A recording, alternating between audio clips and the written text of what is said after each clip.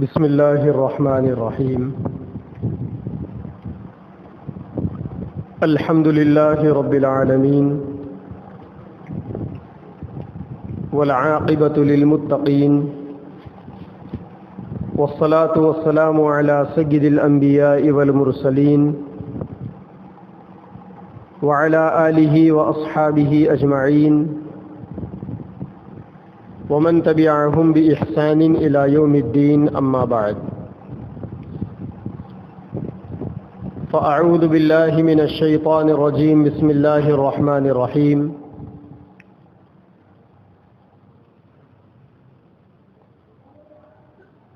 إنك لعلى خلق عظيم وقال الله تبارك وتعالى لقد كان لكم في رسول الله أسوة حسنة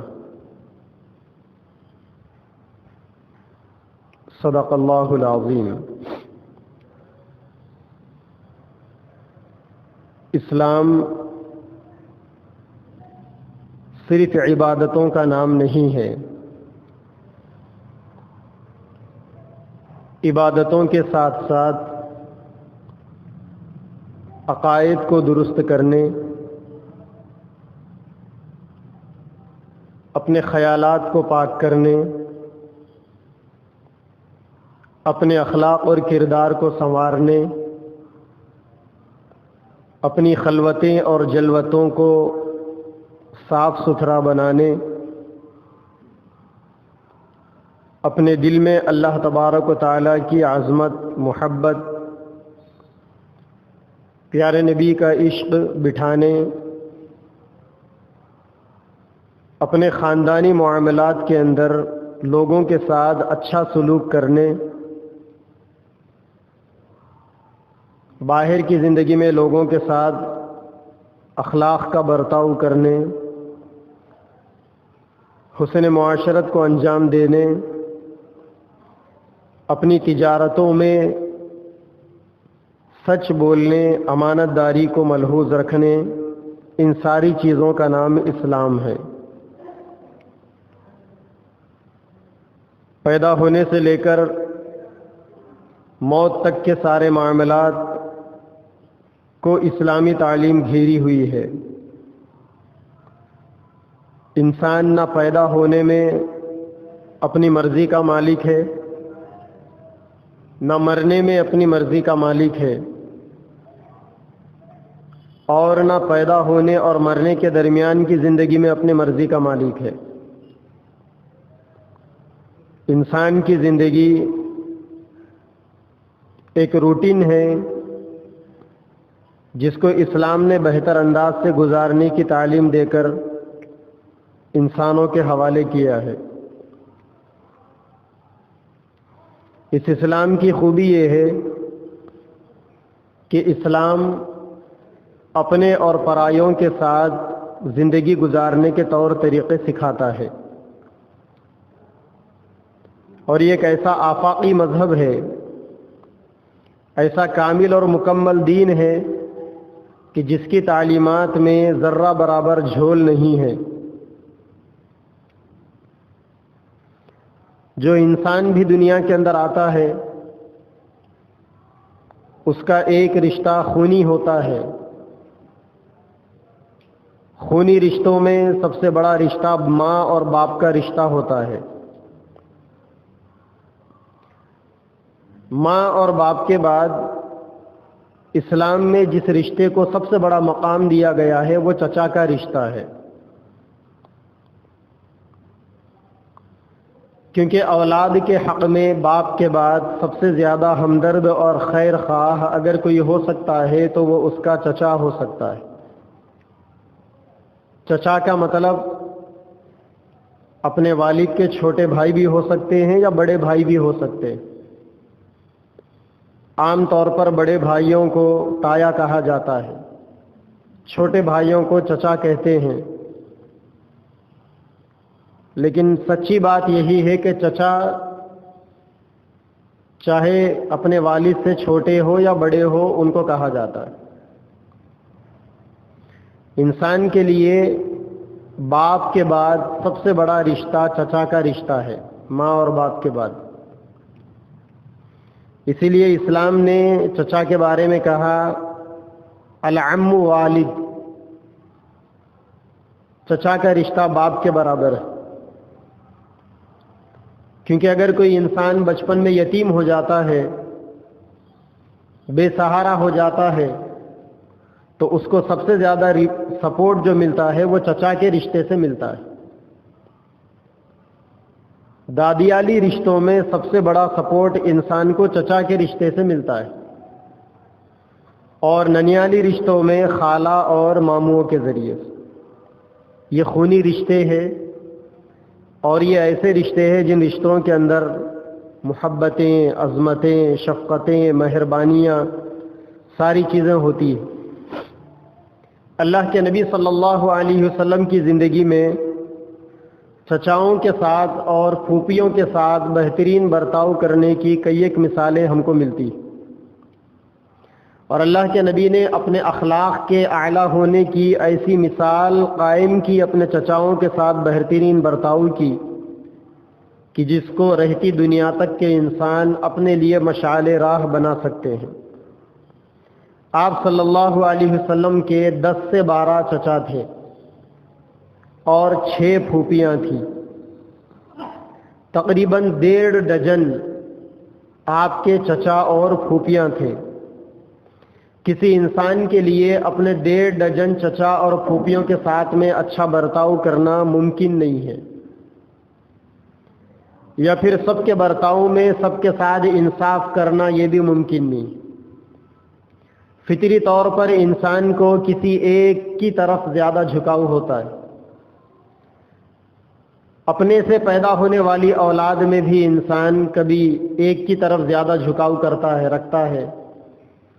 اپنے گھر میں کر کے لانے والی شادیوں میں بھی انسان ایک سے بڑھ کر اگر بیویاں ہو تو کسی ایک طرف مائل ہو جاتا ہے۔ یہ انسان کی اپنی کمزوری ہے، لیکن اللہ کے نبی صلی اللہ علیہ وسلم کے اخلاق کی بلندی کی یہ خوبی ہے کہ آپ نے اپنے سارے چچاؤں کے ساتھ انصاف کا برتاؤ کیا، محبتوں کا برتاؤ کیا۔ یہ الگ بات ہے کہ جس سے آپ کو جتنا زیادہ لگاؤ تھا اس سے آپ کا برتاؤ اتنا زیادہ اسلامی تاریخ کی کتابوں میں موجود ہے، لیکن آپ نے برتاؤ سب کے ساتھ کیا۔ آپ کے چچاؤں میں حضرت حمزہ رضی اللہ تعالی عنہ سے آپ کو بہت زیادہ گہرا تعلق تھا، اور ابو لہب آپ کا کٹر دشمن تھا۔ بقیہ جتنے بھی چچا تھے وہ سب اس کے درمیان کے ہی تھے۔ سب سے زیادہ جان نچھاور کرنے والے حضرت حمزہ تھے، اور سب سے زیادہ جانی دشمن ابو لہب تھا۔ لیکن برتاؤ کا جہاں تک تعلق ہے، آپ کے برتاؤ میں دونوں کے ساتھ کسی قسم کی کوئی کمی نہیں تھی۔ ان دونوں کی اپنی اپنی سوچ کے حساب سے تو فرق ضروری تھا، جس کو آپ آئندہ سمجھ چکیں گے انشاءاللہ۔ حضرت حمزہ رضی اللہ تعالی عنہ سے اللہ کے نبی صلی اللہ علیہ وسلم کے اس تعلق اور اس لگاؤ کی ایک بنیادی وجہ یہ بھی تھی کہ حضرت حمزہ نے اور آپ نے ایک ہی عورت کا دودھ پیا تھا۔ حضرت حمزہ اللہ کے نبی کے چچا بھی تھے اور رشتے میں دودھ شریک میندر بھائی بھی تھے۔ گہرا تعلق تھا حضرت حمزہ سے۔ جنگ احد کے اندر حضرت حمزہ رضی اللہ تعالی عنہ کو جب شہید کیا گیا، ان کے انتقال کا وقت قریب تھا، تو اللہ کے نبی نے حضرت حمزہ کو تسلی دیتے ہوئے فرمایا، چچا جان اللہ آپ پر مہربان ہو، اللہ آپ پر رحم کرے، آپ بہت زیادہ صلہ رحمی کرنے والے اور نیکیوں کا بڑا اہتمام کرنے والے تھے۔ گویا یہ بول اللہ کے نبی کی زبان سے انتقال کے موقع پر حضرت حمزہ رضی اللہ تعالی عنہ کے لیے ان کے صلہ رحمی کرنے والے اور اللہ کی بندگی بجا لانے والے ایک کامل اور مکمل بندہ ہونے کا سرٹیفکیٹ تھا، جو ہر ایمان والے کے لیے بڑے معنی رکھتا ہے اگر وہ نبی کی زبان سے ادا ہو جائے۔ حضرت حمزہ کی زندگی کی اس سے بڑی کامیابی اور کیا ہو سکتی ہے کہ زبان رسالت میں آپ صلی اللہ علیہ وسلم نے حضرت حمزہ کے ان خوبیوں کا اعتراف کیا۔ چنانچہ جب حضرت حمزہ رضی اللہ تعالی عنہ کا انتقال ہو گیا، شہید ہو گئے، تو اللہ کے نبی نے آسمان کی طرف اپنے ہاتھ اٹھائے اور اللہ سے دعا کی کہ اے اللہ میرے چچا حمزہ کے جسم کے کسی بھی حصے کو جہنم کی آگ کا حصہ بننے نہ دیجیے۔ عذاب جہنم سے اللہ کے نبی نے اپنے چچا کے حق میں بخشش کی، مغفرت کی دعا فرمائی۔ اور جب حضرت حمزہ کا انتقال ہوا تو اس کے کچھ عرصے کے بعد آپ نے ان کی بیٹی کی کفالت کے لیے حضرت جعفر رضی اللہ تعالی عنہ کو دے دیا۔ اللہ کے نبی کا یہ برتاؤ بتا رہا ہے کہ انسان کو اپنے چچاؤں کے ساتھ میں کیسا برتاؤ کرنا چاہیے، کیسا ان کے ساتھ محبتوں کا معاملہ ہونا چاہیے، کیسا ان کے ساتھ نرمی اور شفقتوں کا برتاؤ، اور ان کے دنیا سے پردہ فرمانے کے بعد بھی ان کی اولاد کی دیکھ ریکھ کا اہتمام۔ یہی کچھ آپ نے اپنی زندگی میں حضرت خواجہ ابو طالب کے ساتھ بھی کیا تھا، جو آپ کے چہیتے چچا تھے، کثیر العیال تھے، اولاد زیادہ تھی۔ آپ نے خاندان کے بڑے بڑے لوگوں کو جمع کیا اور جمع کر کر اپنے اس چچا کے فائنانشیلی سپورٹ کے لیے اور اپنے اس چچا کے گھریلو زندگی میں ان کے کام آنے والی چیزوں اور تدبیروں کے لیے آپ نے بچوں کو لوگوں میں خاندان کے تقسیم فرمایا۔ حضرت علی رضی اللہ تعالی عنہ اسی راستے سے آپ کی تربیت میں آئے تھے۔ تو اسلام کی جو بہترین تعلیمات ہے، اللہ کے نبی کا جو بہترین اسوہ ہے، وہ اسوہ ہمیں یہ تعلیم دیتا ہے کہ چچاؤں کے ساتھ میں انسان کا کیسا برتاؤ ہونا چاہیے۔ ایسا ہو سکتا ہے کہ انسان الگ ذہن کا ہو، اس کا چچا الگ ذہن کا ہو، انسان کا اپنا ذہن الگ ہو، اس کے چچا کا ذہن بے دینی والا ہو، بھتیجا دیندار ہے، چچا بے دین ہے، بھتیجا نمازی پرہیزگار ہے، تقوی والا ہے، چچا اللہ کا نافرمان ہے، بھتیجا مسلمان ہے اور چچا کافر ہے، ہو سکتا ہے ایسا۔ اللہ کے نبی نے اپنے کافر چچاؤں کے ساتھ میں بھی بہترین اخلاق کا مظاہرہ کیا۔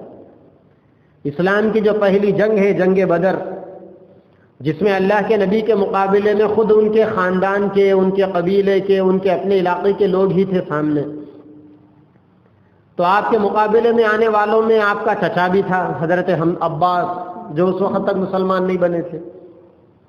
اللہ کے نبی نے صحابہ میں اعلان کر دیا کہ اگر کسی کے سامنے عباس آ جائے تو ان سے نرمی کا معاملہ کرنا، سختی سے ان کے ساتھ برتاؤ نہیں کرنا، کیونکہ عباس اپنی مرضی سے اسلام اور ہمارے خلاف نہیں آئے ہیں، لوگوں کے چڑھانے پر، دل پر پتھر رکھ کر وہ ہمارے مقابلے میں آئے ہیں۔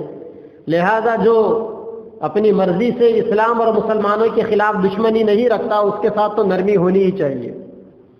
بعض میں حضرت ابو حذیفہ رضی اللہ تعالی عنہ ٹھہرے ہوئے تھے، انہوں نے کہا کہ آج کا دن ایسا دن ہے، اگر مقابلے میں باپ بھی آ جائے تو اس کو بھی نہیں چھوڑیں گے، بیٹا بھی آ جائے تو اس کو بھی نہیں چھوڑیں گے، عباس کا کیا لینا دینا، عباس آئیں گے تو عباس کا بھی کام تمام کریں گے۔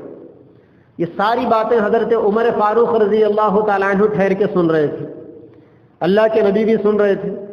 حضرت عمر فاروق نے کہا کہ یا رسول اللہ، دیکھا آپ نے ابو حذیفہ کیا کہتے ہیں، آپ نے عباس کے ساتھ نرمی کا برتاؤ کرنے کے لیے کہا اور ابو حذیفہ ان کو مارنے کی بات کرتا ہے۔ یا رسول اللہ، آپ مجھے اجازت دے دیجئے، تلوار حاضر ہے، ابھی ابو حذیفہ کی گردن اڑاتا ہوں۔ یہ غیرت تھی سیدنا عمر فاروق رضی اللہ تعالی عنہ کی کہ نبی کی بات کے سامنے کسی کی بات چلی نہیں سکتی، اور یہی شان ہونی چاہیے ہر ایمان والے کی۔ نبی کی بات کے سامنے نہ کوئی خونی رشتہ رکاوٹ بننا چاہیے اور نہ کوئی تعلقات انسان کے رکاوٹ بننے چاہیے۔ اللہ کے نبی نے حضرت عمر سے کہا کہ عمر، ابو حذیفہ بھی صاف دل کا آدمی ہے، اس نے جو بات کہی ہے وہ بھی ایک ایمانی تقاضے کی بنیاد پر ہے، لہذا ان کے بارے میں اپنا ذہن بدل دو۔ تب جا کر حضرت عمر فاروق رضی اللہ تعالی عنہ کا غصہ ابو حذیفہ کے بارے میں کم ہوا رضی اللہ عنہم۔ تو حضرت عباس رضی اللہ تعالی عنہ جنگ بدر میں قیدی بنا کر لائے گئے، لا کر انہیں مسجد نبوی میں باندھ دیا گیا ایک پلر سے، اور بھی قیدی تھے 70 قیدی، ان کو بھی باندھ دیا گیا تھا۔ رات میں اللہ کے نبی آرام فرما رہے ہیں، حضرت عباس کے کراہنے کی آواز آئی تکلیف سے۔ اللہ کے نبی صلی اللہ علیہ وسلم کو اپنے کافر چچا کی اس تکلیف کو دیکھ کر گوارا نہیں ہوا، آپ نے برداشت نہیں کیا، آپ فوری حرکت میں آئے، آپ نے صحابہ کو بلایا، بلا کر کہا کہ عباس کو کھول دو۔ لوگوں کے ذہنوں میں یہ سوال ہو سکتا تھا کہ بھئی اپنے چچا ہے اس لیے انہیں کھول رہے ہیں، اس چچا کے جیسے اور 69 لوگ اور بھی تو ہیں، 69 لوگ اور بھی تو ہیں۔ اللہ کے نبی نے چچا کی رعایت میں یہ کہا کہ اگر صرف عباس کو آزاد کیا جائے، کھول دیا جائے اور سارے لوگ رسیوں میں باندھے رہیں گے تو یہ انصاف نہیں ہوگا، عباس کے طفیل میں سارے لوگوں کو کھول دو۔ چنانچہ حضرت عباس کے طفیل میں سارے کافر بھی آزاد ہو گئے، بندش سے آزاد ہو گئے۔ تو یہ برتاؤ تھا اللہ کے نبی صلی اللہ علیہ وسلم کا اپنے کافر چچا کے ساتھ میں۔ اس کے طفیل میں آپ نے دیگر کافروں کو بھی معاف فرما دیا۔ اور حضرت عباس رضی اللہ تعالیٰ عنہ جب مسلمان بن گئے تب کیا کہنے، اللہ کے نبی نے ایک دفعہ حضرت عباس سے کہا کہ آپ اور آپ کا بیٹا میرے پاس آنا، میں خاص دعا کروں گا آپ کے لیے۔ پھر اس کے بعد آسمان کی طرف آپ نے ہاتھ اٹھا کر حضرت عباس اور ان کے بیٹے حضرت عبداللہ ابن عباس کے لیے دعا کی۔ غیر معمولی تعلق پیارے نبی صلی اللہ علیہ وسلم کا اپنے چچاؤں کے ساتھ میں ہوتا تھا۔ ایک دفعہ آپ نے اپنے چچا کے بارے میں فرمایا کہ سیدنا ابراہیم علیہ السلام کو جس طریقے سے اللہ تعالیٰ نے خلیل بنایا، اللہ نے مجھے بھی خلیل بنایا، اور جنت میں میرا گھر اور ابراہیم علیہ السلام کا گھر آمنے سامنے ہوگا، اور ہم دونوں کے گھر کے بیچ میں، ہم دونوں کے بیچ میں یعنی محمد صلی اللہ علیہ وسلم اور سیدنا ابراہیم علیہ السلام کے بیچ میں ایک بندہ دونوں کے بیچ میں مومن دوست کے طور پر ہوگا، اور وہ میرے چچا عباس ہوں گے۔ ایسا آپ صلی اللہ علیہ وسلم اپنے چچاؤں کا خون بڑھاتے تھے، ان کے اعتماد کو بڑھاتے تھے، ان کے کانفیڈنس کو پروان چڑھاتے تھے۔ آپ کے اسی طرز عمل کے نتیجے میں ان کی محبتیں بڑھتی تھی۔ ایک اور چچا تھے اللہ کے نبی صلی اللہ علیہ وسلم کے، خواجہ ابو طالب۔ جہاں اللہ کے نبی کی سیرت کا تذکرہ ہو وہاں خواجہ ابو طالب کا ذکر نہ آئے، بات ہی نہیں بن سکتی۔ خواجہ ابو طالب یہ وہ چچا تھے جنہوں نے 48 سال تک، 48 ایئرز تک اللہ کے نبی صلی اللہ علیہ وسلم کی خدمت کی تھی، اور کثیر العیال تھے، اخیر عمر میں بوڑھے بھی ہو چکے تھے۔ خواجہ ابو طالب کے ساتھ میں آپ کا غیر معمولی محبتوں والا برتاؤ تھا۔ ایک تو یہ کہ آپ خواجہ ابو طالب کو ہمیشہ یہ کہتے کہ چچا جان ایمان قبول کر لیجئے، چونکہ خواجہ ابو طالب عمر میں بہت بڑے تھے، سختی بھی نہیں کر سکتے تھے، اور رشتے کا بھی ایک انداز ہونا چاہیے، باپ کے برابر کا رشتہ تھا، اس وجہ سے ان کے ساتھ میں ہمیشہ نرمی اور محبت کے ساتھ پیش آتے۔ اور خواجہ ابو طالب نے بھی اللہ کے نبی کے ساتھ باپ جیسا برتاؤ کرنے میں کوئی کسر باقی نہیں رکھی تھی۔ مکہ کے کافر آ کر خواجہ ابو طالب کے سامنے آفر دیے کہ تمہارے بھتیجے سے کہہ دو کیا چاہیے انہیں، اچھی خوبصورت نوجوان لڑکیاں چاہے تو کر دیں گے ہم شادی ان کی، اگر وہ ہمارے لیڈر بننا چاہتے ہیں، ہم پر حکمران بننا چاہتے ہیں، ہم بنا لیں گے اپنا حکمران، اگر وہ دولت چاہتے ہیں تو ہم دولت دے دیں گے۔ اللہ کے نبی صلی اللہ علیہ وسلم کو خواجہ صاحب بلا کر سمجھاتے۔ اللہ کے نبی نے جب آخری دفعہ کہہ دیا اپنے چچا کے سامنے، لو وضع الشمس عن یمینی والقمر عن یساری، اے چچا جان اگر یہ لوگ لڑکیوں سے کیا شادی کرائیں گے میری، کیا مجھے پراپرٹیاں دیں گے یہ لوگ، کیا مجھے اپنا سردار بنائیں گے، اگر یہ لوگ میرے سیدھے ہاتھ میں سورج رکھ دیں، میرے الٹے ہاتھ میں چاند بھی رکھ دیں، تب بھی میں میرا دین چھوڑنے والا نہیں ہوں، تب بھی میں میری دعوت کی محنت کو چھوڑنے والا نہیں ہوں، تب بھی میں ان کو اللہ کی طرف بلانے سے باز آنے والا نہیں ہوں۔ جب یہ آخری مرتبہ اللہ کے نبی نے خواجہ ابو طالب کے سامنے کہا تو خواجہ ابو طالب نے کہا آپ سے بس بات ختم، اب بیٹا تم ڈنکے کی چوٹ پر اپنے دین کی خدمت کرو، جو تمہارے راستے میں رکاوٹ بنے گا میں ان سے نمٹوں گا۔ اور خواجہ ابو طالب کی مکہ کے اندر اتنی ڈھاک تھی کہ وہ خواجہ ابو طالب کا چہرہ دیکھ کر اللہ کے نبی پر ہاتھ نہیں ڈال سکتے تھے۔ اللہ کے نبی صلی اللہ علیہ وسلم کا معاملہ بڑا محبتوں والا ان کے ساتھ، بڑا احترام والا چچا کے ساتھ، حالانکہ ان کا دین الگ، نبی کا دین الگ، چچا کا دین الگ، بھتیجے کا دین الگ، چچا کافر باپ دادا کے دین پر، نبی بھتیجا مسلمان اللہ کے دین پر۔ جب اس چچا کی اہلیہ کا، چچی کا انتقال ہو گیا تو اللہ کے نبی صلی اللہ علیہ وسلم کے آنکھوں میں بے ساختہ آنسو آ گئے، اور آپ صلی اللہ علیہ وسلم نے اپنے ہاتھوں میں اپنی چچی کے لیے قبر کھودی، اور قبر کے اندر آپ خود اترے، آپ نے گڑھا بنایا، اور تھوڑی دیر آپ بھی اس قبر میں لیٹ گئے، اور آپ نے بعد میں فرمایا کہ میں چچی کی قبر میں اس لیے لیٹا ہوں تاکہ اللہ تعالیٰ میرے جسم کے قبر میں لگنے کی برکت سے میری چچی کی قبر کو کشادہ کر دے۔ پھر آپ نے اپنے جسم کا کرتا اتار کر دیا اور یہ کہا کہ یہ میری چچی کے کفن میں پہنا دیا جائے تاکہ میرے کرتے کی برکت سے میری چچی کے جسم کو عذاب نہ ہو۔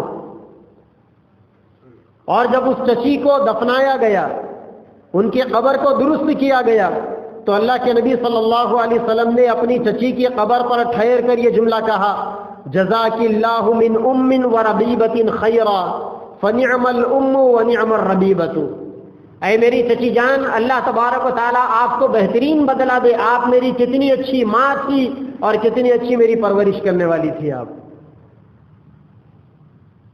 آپ نے فرمایا کہ میرے چچا کے بعد اگر میرا ہمدرد، میرا خیرخواہ، مجھ سے محبت کرنے والا اگر سب سے زیادہ روئے زمین پر کوئی تھے تو میری یہ چچی تھی۔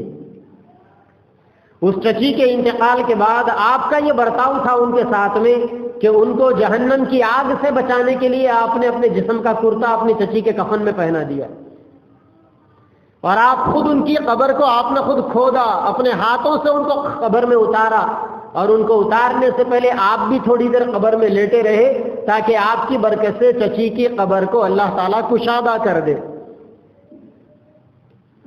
اور جب اس چچا کا انتقال ہوا، خواجہ ابو طالب کا انتقال کے موقع پر آپ بے چین تھے کہ چچا کلمہ پڑھ لے، بار بار آپ چچا کے سامنے کلمہ پیش کرتے، اور آپ کی ایک ہی تڑپ تھی کہ چچا کلمہ پڑھ لے، اور یہ کہتے کہ چچا جان کلمہ پڑھ لو، آخرت کے مرحلے اللہ تبارک و تعالیٰ کے سامنے میں بخشواؤں گا، میں سفارش کرواؤں گا۔ لیکن وہیں پر ملعون ابو جہل بھی تھا، امیہ بھی تھا، وہ لوگ بار بار گیادر کرتے ابو طالب کو کہ ابو طالب لوگ کیا کہیں گے اگر موت کے وقت بھتیجے کا دین قبول کر لیا؟ لوگ کہیں گے کہ ساری زندگی تو باپ دادا کے دین پہ تھا اور موت کے موقع پر بھتیجے کے دین پر عمل کر لیا۔ اللہ تعالیٰ نے اپنے نبی کی تسلی کے لیے آیت شریفہ نازل فرمائی، اِنَّكَ لَا تَهْدِي مَنْ أَحْبَبْتَ، اے محمد صلی اللہ علیہ وسلم آپ لوگوں کو ہدایت نہیں دے سکتے، ہدایت دینا ہمارا کام ہے، چھوڑ دو۔ لیکن اس کے باوجود بھی خواجہ ابو طالب انتقال کے موقع پر ان کی زبان پر کچھ اشعار تھے، اور خواجہ ابو طالب ان اشعار میں اپنے بھتیجے کے ساتھ تعلق کو بتا رہے تھے، اور اپنے بھتیجے کے دین کی مضبوطی اور اپنے بھتیجے کے اخلاق کی بلندی کا برملا اظہار کرتے ہوئے خواجہ ابو طالب دنیا سے گئے۔ ابو طالب کی زبان پر یہ اشعار تھے، واللہ لن یصلوا الیک بجمعہم حتی اوصد فی التراب دفینا فاصدع بأمرك ما عليك غضاضة وأبشر وقرب ذاك منك عيونا ودعوتني وزعمت إنك ناصحي ولقد صدقت وكنت ثم أمينا وعوضت دينا لا محالة إنه من خير أديان البرية دينا لولا الملامة أو حذار مصبة لوجدتني سمحا بذاك مبينا۔ یہ اشعار خواجہ ابو طالب کی زبان پر تھے انتقال کے موقع پر۔ کیا مطلب تھا ان اشعار کا؟ خواجہ ابو طالب کہنے لگے، خدا کی قسم وہ اپنی جمعیت کے ساتھ تجھ تک ہرگز نہیں پہنچ سکتے جب تک مجھے دفن کر کے مٹی میں ٹیک لگا کر لٹا دیا نہ جائے۔ اے میرے بھتیجے تو اپنا کام کیے جا، تجھ پر کسی قسم کی تنگی نہیں ہے، اور خوش رہ اور اس کام کے ساتھ اپنی آنکھوں کو ٹھنڈا کیے جا۔ تو نے مجھے دعوت دی اور تیرا خیال ہے کہ تو میرا خیر خواہ ہے، تو نے سچ کہا، اور پھر تو ایک امانت دار امین رہ چکا ہے۔ چچا اپنے بھتیجے سے کہہ رہے ہیں کہ تم نے مجھے دین کی دعوت دی، تم میرے ہمدرد ہو، انت ناصحی، تم تو امانت دار ہو میرے بھتیجے۔ اور چچا کہنے لگے تو نے وہ دین پیش کیا جو یقیناً دنیا کے سارے دینوں میں سب سے بہترین دین ہے۔ ابو طالب دنیا سے جاتے جاتے کہہ رہے ہیں اپنے بھتیجے کے دین کے بارے میں، دین اسلام کے بارے میں، کہ روئے زمین کے سارے دینوں میں سب سے بہترین دین میرے بھتیجے محمد عربی صلی اللہ علیہ وسلم کا دین ہے۔ اگر ملامت کا خوف اور سبکی کا اندیشہ نہ ہوتا تو اس دین کو قبول کر لے میں تو یقیناً مجھے یہ ملا فراغ دل پاتا۔ ابو طالب نے ملامت کے ڈر سے دین کو قبول نہیں کیا، ورنہ اللہ کے نبی کے اخلاق سے وہ اتنے متاثر تھے کہ دنیا سے جاتے جاتے وہ کہہ رہے ہیں کہ اے میرے بھتیجے، تیرا دین اتنا سچا ہے، تو اتنا سچا ہے، اللہ تیری ایسی مدد کرے گا کہ یہ کافر مکہ کے تیرا کچھ نہیں بگاڑ سکیں گے۔ دنیا سے رخصت ہو رہے ہیں، چچا بھتیجے کو تسلی دلا رہا ہے اور بھتیجا اپنے چچا کے لیے تڑپ رہا ہے۔ اللہ کے نبی وہاں سے چلے گئے، تھوڑی دیر کے بعد اطلاع ملی کہ چچا کا انتقال ہو گیا۔ حضرت علی آئے دوڑتے دوڑتے اللہ کے نبی کے پاس کہ بھائی جان، بابا جان کا انتقال ہو گیا۔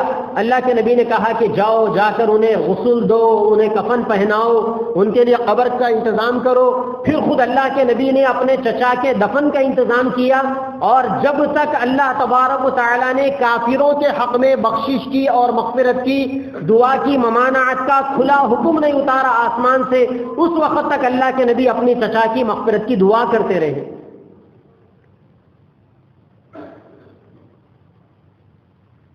أن يستغفروا للمشركين ولو كانوا أولي قربى من بعد ما تبين لهم أنهم أصحاب الجحيم۔ قرآن کی آیت ہے کہ کسی ایمان والے کے لیے یا کسی نبی کے لیے یہ بات زیب نہیں دیتی کہ بھلے ہی وہ رشتہ دار ان کے کتنے پکے رشتہ دار کیوں نہ ہو، اگر وہ کافر ہے تو ان کی مغفرت کی دعا نہیں کرنا۔ اللہ تعالیٰ نے جب تک یہ آیت نازل نہیں فرمائی اس وقت تک آپ اپنے چچا کی مغفرت کی اور بخشش کی دعا کرتے رہے تھے۔ اللہ کے نبی صلی اللہ علیہ وسلم کا چچاؤں کے ساتھ ہمدردی اور نیکی اور آپ کی نرمی کو بتانے والے یہ اخلاق ہیں۔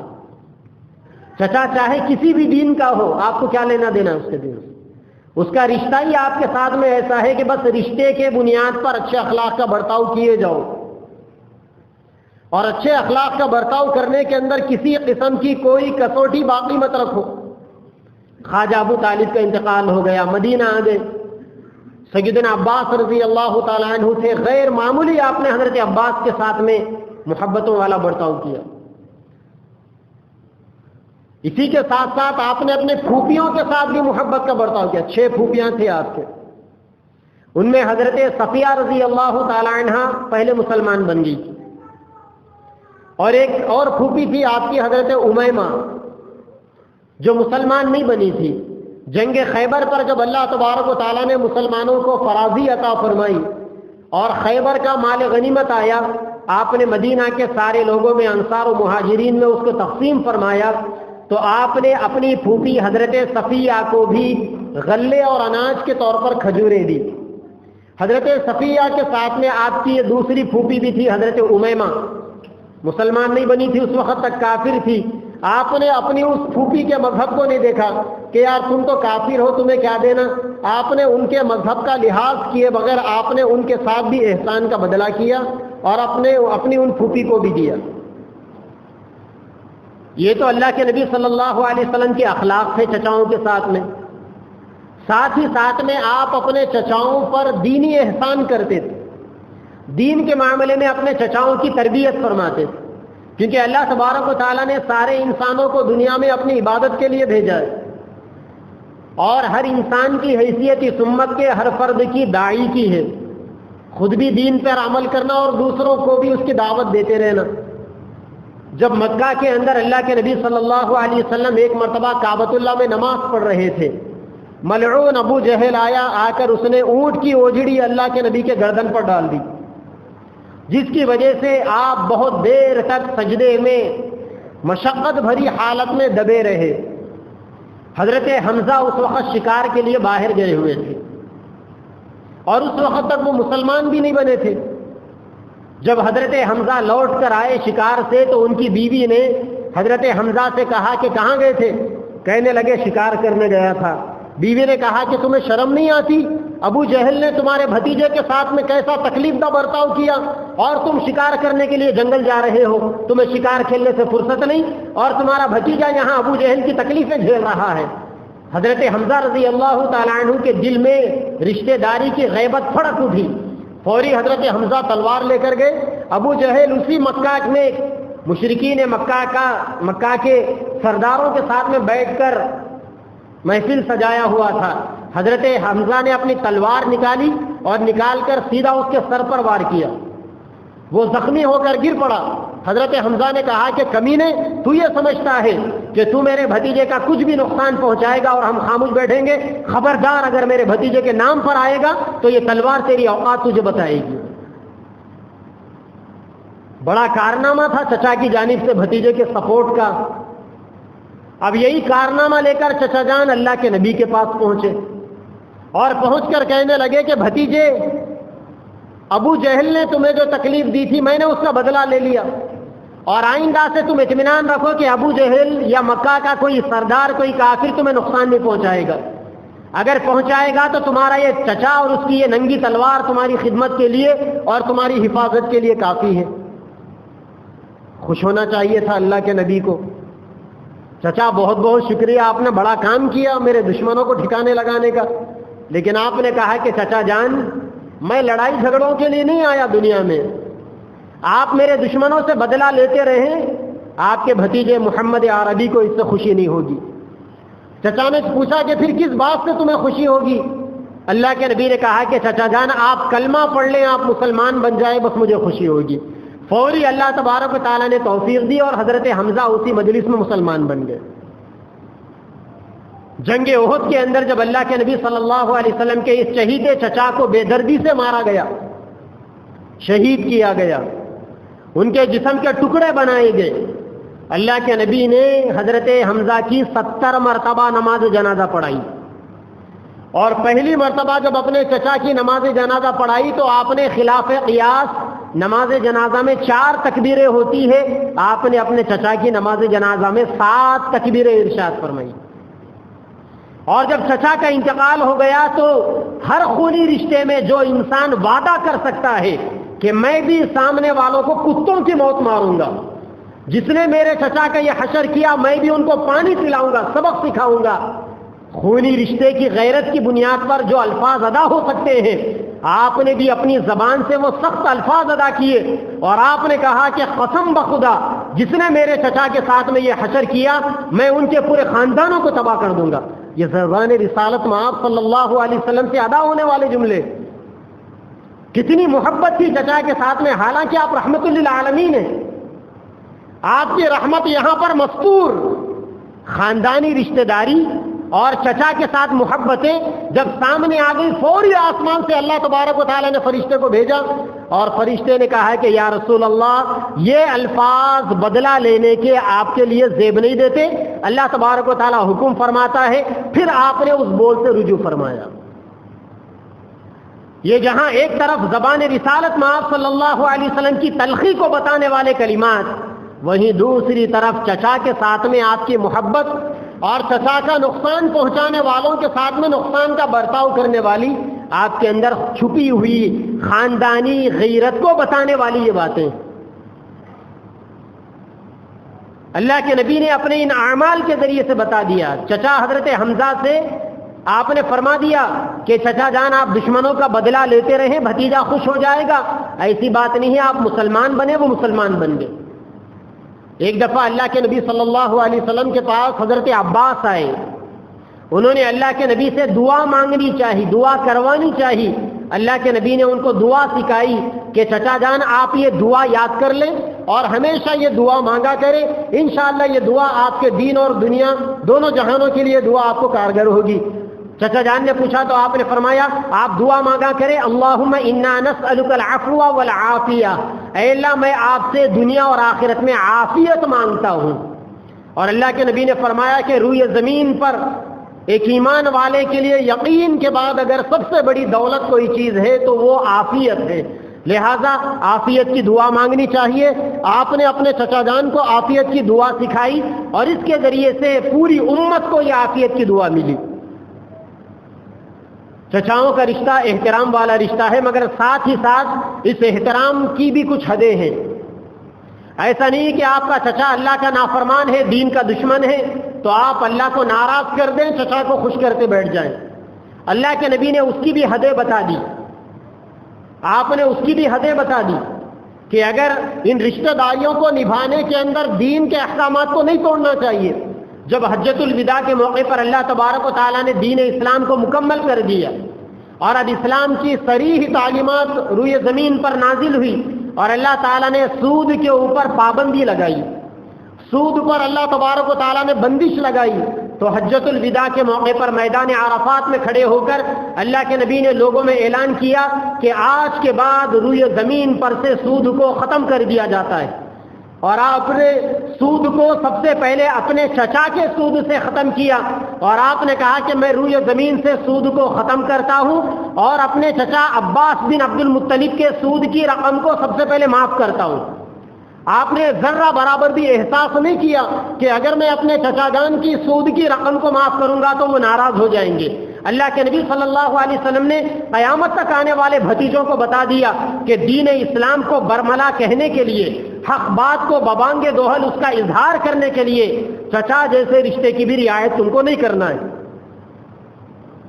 کیونکہ اللہ تبارک و تعالیٰ کا فرمان ہے لا طاعۃ لمخلوق فی معصیۃ الخالق۔ ایک طرف مخلوق ہے، رشتہ داریاں ہیں، اور دوسری طرف اللہ تبارک و تعالیٰ ہے، رشتہ داریوں کو خوش کرنے کے لیے تم اللہ کو ناراض نہیں کر سکتے۔ ہاں اگر اللہ کو خوش کرنے کے لیے رشتہ داریاں ناراض ہو جاتی ہیں، ناراض ہونے دو، کوئی فرق نہیں پڑنے والا۔ ایک حدیث ہے اللہ کے نبی کی کہ جو انسان اللہ کو خوش کرنے کے لیے اپنے رشتہ داروں کو ناراض کرتا ہے، اللہ تعالیٰ انہی رشتہ داروں کے دلوں میں اس کی اور محبتیں بڑھاتے ہیں، اور جو آدمی اپنے رشتہ داروں کو خوش کرنے کے لیے اللہ کو ناراض کرتا ہے، اللہ تعالیٰ پھر تو اس انسان کو ذلیل کر دیتے ہیں۔ اسی لیے رشتہ داریاں کتنی ہی زیادہ امپورٹنٹ، اہم کیوں نہ ہو، ان رشتہ داریوں کا پاس و لحاظ اسی وقت تک ہو سکتا ہے جب تک کہ انسان اللہ تبارک و تعالیٰ کو ناراض نہ کرے۔ اگر اللہ تبارک و تعالیٰ کی ناراضگی کی بات آ جائے گی تو پھر انسان کو اللہ تبارک و تعالیٰ کو خوش کرنے کی فکر کرنی چاہیے۔ یہ اسلام کی تعلیمات ہے۔ حضرت عباس رضی اللہ تعالیٰ عنہ کو جنگ بدر کے اندر جب آپ قیدی بنا کر لائے گئے تھے تو حضرت عباس تھوڑے سے اونچے قد کے تھے۔ جب کبھی بھی صحابہ کرام کا قافلہ نکلتا تو حضرت عباس رضی اللہ تعالیٰ عنہ ذرا اونچے معلوم ہوتے، ہائٹ زیادہ تھی حضرت عباس کی۔ چنانچہ جنگ احد کے اندر جب یہ وبا عام ہو گئی کہ اللہ کے نبی نعوذ باللہ شہید کر دیے گئے، تو اللہ کے نبی نے حضرت عباس کو کہا تھا کہ تھوڑا لوگوں میں آواز لگا دو کہ محمد ابھی مرا نہیں ہے، چونکہ حضرت عباس کا اونچا قد تھا، آپ نے کھڑے ہو کر اعلان کیا تھا۔ ایک دفعہ حضرت عباس نے اللہ کے نبی صلی اللہ علیہ وسلم سے پوچھا، بلکہ اللہ کے نبی نے حضرت عباس سے پوچھا انت اکبر ام یا رسول اللہ، کسی نے حضرت عباس سے پوچھا انت اکبر یا رسول اللہ، اے عباس کیا تم بڑے ہو یا اللہ کے نبی بڑے ہیں؟ تو حضرت عباس نے کیا پیارا جواب دیا، چاہتے تو کہہ سکتے تھے کہ ارے وہ میرا بھتیجا ہے، قد میں اس سے بڑا ہوں، لیکن حضرت عباس نے وہی جواب دیا جو ایک با ادب امتی کو جچتا ہے۔ حضرت عباس نے کہا انا اصن و اکبر رسول اللہ، میں عمر میں بڑا ہوں لیکن ہر اعتبار سے محمد عربی صلی اللہ علیہ وسلم بڑے۔ یہی وجہ ہے کہ کتابوں میں لکھا ہوا ہے حضرت عباس کا قد اتنا اونچا تھا، جب صحابہ چلتے تو حضرت عباس سب میں نمایاں دکھ کر آتے، لیکن اگر اسی جماعت میں اللہ کے نبی بھی چلتے تو حضرت عباس کا قد میرے نبی کے قد کے سامنے پھیکا پڑ جاتا۔ حضرت عباس اونچے قد کے تھے، جنگ بدر کے اندر قیدی بنا کر لائے گئے۔ اب جتنے قیدی آئے تھے اللہ کے نبی نے ان کے لیے کپڑوں کا انتظام کیا، اور اس وقت تک حضرت عباس مسلمان نہیں بنے تھے۔ اب آپ نے جب سارے قیدیوں میں کپڑے بانٹے تو سب کے کپڑے حضرت عباس کے جسم میں جا کے چھوٹے۔ آپ یوں کہہ سکتے ہیں کہ سب کے کرتے حضرت عباس کے جسم کی بنیان۔ اب مکہ مدینہ کے اندر ایک ہی انسان تھا جو حضرت عباس کے برابر ہائٹ والا تھا، وہ منافقین کا سردار تھا عبداللہ ابن ابی بن سلول۔ اللہ کے نبی نے اس سے یہ کہا کہ بھائی تو تیرا کرتا دے دے، میرے چچا کو پہنا دوں گا۔ چنانچہ اس کی ہائٹ اور حضرت عباس کی ہائٹ برابر تھی۔ اللہ کے نبی نے اس کا کرتا لے کر اپنے چچا کو پہنا دیا، بات آئی چلے گئی۔ اب ایک لمبے زمانے کے بعد اس منافق کا انتقال ہو گیا، وہ مر گیا، اور اسی منافق، وہ منافقین کا سردار تھا۔ منافق کا مطلب اوپر سے اپنے آپ کو مسلمان کہنے والا اور اندر سے اللہ کا اور اس کے نبی کا اور دین کا دشمن۔ اور یہ ایسا دشمن تھا، اس نے میری اور آپ کی دینی ماں، روحانی ماں، ایمانی ماں اما جان عائشہ رضی اللہ تعالیٰ عنہا پر اس نے زنا کا الزام لگایا تھا۔ اللہ تبارک و تعالیٰ نے قرآن مجید کے 18واں پارے میں میری اس ماں کی برات کے لیے اللہ نے 18 آیتیں نازل فرمائی، جس میں اللہ تبارک و تعالیٰ نے آسمانی کتاب میں حضرت عائشہ کے پاک باز، دیندار، عفیفہ، صدیقہ، صادقہ، صالحہ ہونے کی اللہ کے قرآن نے گواہی دی۔ اتنا بڑا جرم اس کا کہ اس نے پیارے نبی صلی اللہ علیہ وسلم کی پیاری بیوی اور قیامت تک آنے والے مسلمانوں کی، ہم سب کی پیاری ماں، میری کروڑوں جانیں اما جان عائشہ کے قدموں میں قربان، ہماری ایسی ماں پر اس نے زنا کا الزام لگایا۔ اور منافقین کا سردار ہمیشہ جہنم میں جانا اس کے لیے طے ہو گیا، لیکن اس کا ایک احسان تھا کہ اس نے میرے نبی کے چچا کو کپڑے پہنائے تھے ایک مرتبہ۔ اللہ کے نبی نے مناسب سمجھا کہ اسی دنیا کے اندر احسان کا بدلہ چکتا ہونا چاہیے، چنانچہ جب وہ مرا آپ نے اپنا کرتا نکال کر ان کے بیٹے جو ایک صحابی تھے، مخلص صحابی، ان کا بھی نام باپ کے نام کی طرح عبداللہ تھا، آپ نے عبداللہ کو کرتا دے کر کہا کہ جاؤ، جنگ بدر کے موقع پر تمہارے باپ نے میرے چچا عباس کو کپڑے پہنائے تھے، اور چچا باپ کے برابر ہوتا ہے، گویا تمہارے باپ نے میرے باپ پر احسان کیا، میں دنیا میں احسان کا بدلہ برابر کرنا چاہتا ہوں، میرا یہ کرتا لے جا کر تمہارے باپ کو پہنا دینا۔ اللہ کے نبی صلی اللہ علیہ وسلم نے اپنے چچا کے ساتھ کی جانے والی نیکی کا بدلہ روئے زمین کے اوپر آپ نے اتار دیا۔ آج ہم لوگوں کو سوچنا چاہیے، سمجھنا چاہیے، خاص طور پر ان لوگوں کو کہ دیکھو اللہ کے نبی نے اپنے چچا کے ساتھ میں نیکی کرنے والے اسلام کے دشمن، نبی کے دشمن، مسلمانوں کے دشمن، اللہ کے اتنے کٹر دشمن کا بھی آپ نے احسان برابر کر دیا، لیکن کیا وجہ ہے کہ آج اس نبی کے ماننے والے امتی اور اس امت کے یہ بیٹے اگر ان کے باپ کا انتقال ہو جاتا ہے اور کوئی آ کر ان کے باپ سے کہتا ہے کہ آپ کے بابا جان نے ہم سے قرضہ لیا تھا، آپ ہمیں قرضہ لوٹا دیجئے، یہ بے غیرت بیٹے یہ کہتے ہیں کہ اگر بابا جان نے قرضہ لیا تھا جا کے ان کی قبر پر پوچھ لو قرضہ، ہم تو ان کا قرضہ دینے والے نہیں تمہیں۔ ارے نبی تو اپنے چچا کا قرض اتار دے، ایک چھوٹا سا احسان اتار دے اور چچا کو باپ کے برابر گردان دے، اور آپ اپنے سگے باپ کے ساتھ میں آپ کا یہ برتاؤ کہ آپ کا باپ کسی سے قرضہ لیتا ہے آپ کو کاروبار میں لگانے، آپ کی بہنوں کی شادیاں کرنے، آپ کے گھر کو بسانے، اور آپ کا انتقال ہو جاتا ہے تو آج کے معاشرے کا یہ بیٹا، یہ نوجوان یہ کہتا ہے کہ باوا جان کا قرضہ، باوا جان کو مبارک، ہم نہیں پھیڑیں گے۔ کیا تم اس بات کو گوارا کرو گے کہ جب تک تمہارا باپ قرضہ تم نہیں پھیڑو گے اس وقت تک اللہ اس کو جنت میں نہیں ڈالیں گے؟ اگر ایسی بے غیرت اولاد اللہ کسی کو دیتے ہیں تو اللہ دنیا کے سارے باپوں کو ایسی بے غیرت اولاد سے محفوظ کر دے۔ اچھا ہے کہ ایسی اولاد پیدا ہی نہ ہو، اگر پیدا ہوتی ہے تو پیدا ہوتے ہی مر جائے۔ ایک صاحب آ کر کہنے لگے میرے بھائی کو میں قرضہ دلایا تھا، بھائی کا انتقال ہو گیا، بھتیجے کروڑ پتی ہے، 30,000 کی معمولی رقم تھی، میں نے بھتیجوں سے کہا کہ میں نے جو قرضہ دلایا تھا شیورٹی میں تھا، ذرا سا وہ پھیڑ دو، اب وہ انٹرسٹ بڑھتے بڑھتے 1 لاکھ روپے ہو گیا۔ بھتیجے کہنے لگے کہ باوا لیے تھے تو باوا سے پوچھ لو، ہم نہیں دیں گے۔ یہ کیسی بات ہو گئی؟ دراصل یہ احمقانہ تعلیمات، میں نے کہا ان سے کہ تمہارے بھتیجوں کی غلطی نہیں، یہ دراصل غلطی تمہارے بھائی کی غلطی۔ اگر تمہارا بھائی اپنی زندگی کے اندر اپنے بچوں کو دین اسلام کی تعلیمات دیتا نا، تو میرے نبی نے جس طریقے سے چچا کا بوجھ ہلکا کیا اس طریقے سے تمہارے یہ بچے تمہارا بھی بوجھ ہلکا کرتے۔ باپ تو بہرحال باپ ہے، خدا کے بعد بڑا مرتبہ انسان کے لیے باپ کا ہے۔ جیسا اللہ تعالیٰ انسان کو پیدا کرتے ہیں، خلقی طور پر انسانوں کے دنیا میں آنے کا ذریعہ باپ بنتا ہے، لیکن یہ چیزیں ہمارے معاشرے سے ختم ہو چکی، خاندانی نظام کا تصور ہمارے سوسائٹی سے ختم ہو چکا۔ آپ دیکھ رہے ہیں کہ گزشتہ 9 جمعہ سے اللہ کے نبی کا بھائی کا کردار، سسرے کا کردار، داماد کا کردار، بیویوں کے ساتھ برتاؤ، ماؤں کے ساتھ برتاؤ، پھوپھیوں کے ساتھ برتاؤ، چچاؤں کے ساتھ برتاؤ، یہ ساری تعلیمات کس کے لیے ہے؟ کیا کتابوں میں رکھ کر سڑانے کے لیے ہے یا اس کو اپنی زندگیوں کا حصہ بنانے کے لیے ہے؟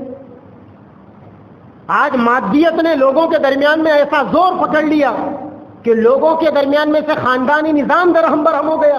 وہ پہلا زمانہ کیا پرانا زمانہ تھا، یہ ٹیکنالوجی کے آنے سے پہلے کا زمانہ کیا بہتر زمانہ تھا کہ جب گھروں پر کوئی کوا آ کر چلاتا تو لوگ کہتے کہ آج رشتہ دار گھروں میں آنے والے ہیں۔ رشتہ داروں کا آنا جانا بھلے ہی وہ تصور غلط تھا، میرے استاد محترم مولانا عاقل صاحب کہتے تھے کہ گھر میں آ کر کوا آواز دیا، لوگ خوش ہو گئے کہ خالمہ آنے والے ہیں۔ حضرت کہتے تھے کہ یہ کوا کیا تمہارا خالو ہے؟ ایک تصور تھا لوگوں کے درمیان میں، بچے بچے کو معلوم تھا کہ خاندان میں رشتہ دار آئیں گے، گھر میں خاندان والے آئیں گے۔ ایک شادی ہوتی تھی اور وہ شادیاں گھروں میں ہوتی تھی، اس کے بعد شادیاں گھروں سے نکل کر گھروں کی گلیوں میں آئی، پھر اب تو فنکشن ہالوں میں آئی۔ اور رشتہ داریوں کا کیا کہنا، جب ہمارے فنکشن گھروں میں ہوتے تھے تو چھوٹے چھوٹے فنکشن میں رشتہ دار آ کر ایک ایک ہفتہ پہلے آتے اور ایک ایک ہفتہ بعد تک رکتے تھے، اور آج تو بس سیلفسٹ زمانہ ہے، فنکشن ہال ہے، کارڈ پہنچ گیا، اور اب تو کارڈ پہنچانے کی بھی فرصت نہیں، واٹس ایپ پہ ڈال دیا کافی ہے، فیس بک پر ڈال دیا کافی ہے، دیکھ کے آنا ہے آؤ، اگر آئیں گے تو 2 وقت کا کھانا ملے گا، نہیں آئیں گے تو وہ بھی نہیں ملے گا۔ بس فنکشن ہال سے آگے مل لیے چلے گئے۔ فنکشن کرنے والے کو اپنے فنکشن سے فرصت نہیں، آنے والے کو اپنے کھانے سے فرصت نہیں۔ اس لیے دیکھو بھکاریوں کو فنکشن ہالوں میں ایسا ٹوٹ پڑتے ہیں جیسے ہفتہ بھر سے اس نے کھانا ہی نہیں کھایا تھا۔ پہلے بچوں کو بتایا جاتا تھا کہ بیٹے وہ تمہاری دادی کے فلاں کے فلاں کے فلاں ہیں، یہ تمہارے خلیرے چچا ہے، یہ تمہارے فلاں ہیں۔ آج تو ہمارے بچوں کو حقیقی چچا کے بارے میں نہیں معلوم۔ بچے ہمارے گھر میں عربی پڑھنے آتے ہیں، میں پوچھتا ہوں، نہ بچوں کو خالہ کا نام معلوم، نہ چچا کا نام معلوم، نہ بچوں کو نانی کا نام معلوم، نہ دادی کا نام معلوم، نہ نانا کا نام معلوم، نہ دادا کا نام معلوم۔ عجیب ماحول بن چکا۔ یہ معاشرہ نہیں ہے میرے بھائیوں، اسلام ہمیں ایسے معاشرے کی تعلیم نہیں دیتا۔ اسلام تو ہمیں اللہ تعالیٰ نے کیا فرمایا، وَاتَّقُوا اللَّهَ الَّذِي تَسَاءَلُونَ بِهِ وَالْأَرْحَامَ، اے لوگوں اللہ تبارک و تعالیٰ سے ڈرو جس اللہ تعالیٰ سے تم رشتہ داریوں کا واسطہ دے کر دعائیں مانگتے ہو۔ کہاں گئی آج وہ رشتہ داریاں ہماری؟ کیوں آج ہمارے خاندانی معاملات ایسے پھیکے پڑ گئے؟ اللہ کے نبی نے کیوں فرمایا کہ دعوت قبول کرنا سنت ہے؟ دعوت قبول کرنا سنت اسی وجہ سے ہے تاکہ انسان کے خاندان کے ریلیشن شپ باقی رہے۔ اللہ کے نبی نے کیوں فرمایا کہ اگر ایک انسان کسی مردے کی کسی بیمار کی عیادت کرتا ہے، جب تک وہ عیادت کرنے کے لیے جاتا ہے تب تک واپس نہیں آتا، اس کے ایک ایک قدم پر اللہ اسے ایک ایک نیکی دیتے ہیں، اور عیادت کرنے کے بدلے میں 70 سال کی عبادت کا ثواب دیتے ہیں۔ آج انسان زندہ ہے تک اس کی قیمت ہے، انسان کے پاس دولت ہے تک اس کی قیمت ہے۔ آج کوئی آدمی بستر پر پڑ گیا، کوئی اسے پوچھنے والا نہیں۔ آج اسلام میں جو عیادتوں کی عبادتوں کا جو تصور تھا فنا ہو گیا۔ اللہ کے نبی نے یہ کیوں فرمایا کہ اگر کسی کا انتقال ہو جائے، مسلمان ہونے کا کم سے کم حق یہ ہے کہ آپ جاؤ، جا کر وہاں پر کھڑے ہو جاؤ اور اس کی دیکھ ریکھ کرو، کفن دفن کا انتظام کرو۔ اللہ کے نبی نے فرمایا جو آدمی میت کے کفن دفن کا انتظام کرے گا اللہ تعالیٰ اس کو 2 احد پہاڑوں کے برابر ثواب دیں گے۔ آج ہم کمرشیل بن گئے، کسی کا انتقال اپنوں میں ہوتا ہے تو نہیں جاتے، ہم معمولی دشمنیاں دلوں کے اندر بسائے رکھتے ہیں۔ دیکھو اللہ کے نبی کا اپنے خاندان والوں کے ساتھ میں کیا برتاؤ تھا، جتنی تکلیفیں اللہ کے نبی کو دی گئی۔ ابو لہب آپ کا چچا تھا، وہ تو آپ کے مسلمان بننے کے، آپ کے نبی بننے کے بعد آپ کا دشمن بنا تھا، لیکن اس سے پہلے آپ کے ساتھ اچھے ریلیشن شپ تھے ابو لہب کے۔ جب اللہ کے نبی نے دین اسلام کی دعوت کو عام کیا، ابو لہب آپ کا دشمن بن گیا، اور آپ کے گھر میں وہ بکری کا جو 1000 خانہ ہوتا نا جس کے اندر گوبر بھرا ہوا رہتا ہے، وہ لا کر میرے نبی کے گھر میں روز ڈال کر جاتا۔ آپ اتنی تکلیف کے باوجود اپنے چچا سے بس ایسا ہی کہتے کہ قبیلے بنو عبد مناف کی کیا یہی ہمسائیگی ہے، پڑوسیوں کا یہی حق ہے تمہارا، اس کے علاوہ آپ ایک جملہ نہیں کہتے۔ اگر میرے نبی اشارہ کر دیتے تو صحابہ کرام ابو لہب کا قیمہ بنا سکتے تھے۔ اسی لیے آج اپنے بچوں کو خاندانی تعلیم دو، رشتے ناتوں کے بارے میں بتاؤ، اور منہ چھوٹا مت کرو۔ گھروں کے اندر اگر کوئی مہمان آ گئے چہرہ چھوٹا ڈال دیا. اسی لیے اللہ کے نبی نے پہلے ہی فرما دیا مہمان اپنی روزی روٹی اپنے ساتھ لاتا ہے. صحابہ نے مہمانوں کے لیے اپنے بچوں کو بھوکا سلا دیا. ایک بکری تھی اسی پر گزر بسر ہوتا, صحابی کے پاس مہمان آ گئے اس کو بھی ذبح کر دیا. یہ نہیں سوچا کہ کل مہمان چلا جائے گا پھر میں میرے بچوں کو کون سی بکری کا دودھ پلاؤں گا. آج کا سوچو, آج کا تم مسلمان ہو اور اسلام تمہیں یہ تعلیم دیتا ہے. یہ تم کہاں چلے مغربی تہذیب کو فالو کرنے کے لیے؟ ایسے انگریزوں کی تہذیب جو اپنی سگی بہنوں, سگی ماں اور سگی بیٹیوں کے ساتھ میں زنا کرتے ہیں, مکالہ کرتے ہیں. وہ جنگلی جانور کھانے والے, وہ شراب پینے والے, کیا تم ان کی تہذیب کو فالو کرنے لگے؟ دیکھو تمہارے نبی کی کیا تہذیب ہے. گزشتہ 9 جمعہ سے اللہ کے نبی کی خاندانی تہذیبوں کو تمہارے سامنے بتایا گیا اور ایک ایک رشتے کے اندر آپ نے کیسا برتاؤ کیا وہ ساری چیزیں تمہارے سامنے رکھ کر بتا دی گئی. نکال کے سنو یوٹیوب سے بیانوں کو اور اپنے رویے کو درست کرو اور اپنی اولاد کو بتاؤ, خاندانوں کا تعارف کراؤ, رشتہ داریوں کا تعارف کراؤ, تو پھر محبتیں باقی رہے گی. ورنہ یاد رکھنا یہ مادیت اور دنیا کی یہ ظاہری چمک دھمک انسانوں کے ساتھ میں زیادہ دیر تک چلنے والی نہیں ہے. اللہ تبارک و تعالی ہم سب کو پیارے نبی صلی اللہ علیہ وسلم کے مبارک اسوے کے اوپر عمل کرنے کی توفیق عطا فرمائے. وآخر دعوانا الحمدللہ رب العالمین.